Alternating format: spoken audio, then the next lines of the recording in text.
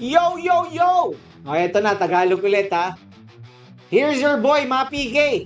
Meron akong matinding news para sa ating mga kapwa Pinoy dyan. O, pero bago ang lahat ha, shout out sa ating Norte, mga kaibigan dyan, no?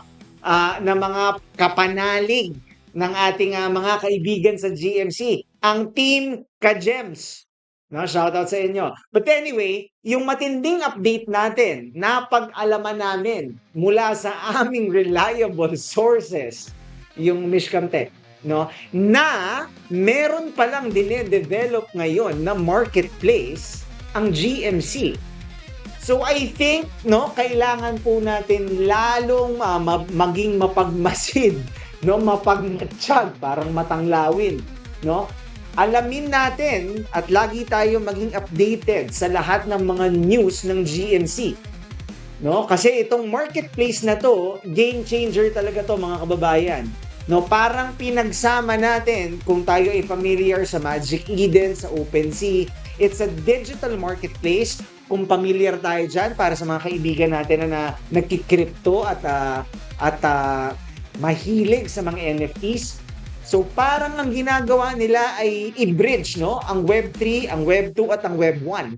So even yung ating mga kaibigan na nagnenegosyo, mga entrepreneur na laging nasa mga social media apps, no, mga nagla-live selling, lahat po ito ay magiging parte ng marketplace ng GMC. So ako po ay personally very excited. So tignan natin ang mga darating pang mga informations at updates. At I'm very, very sure isa to sa mga magiging pinakamalaking project na sinusubaybayan namin.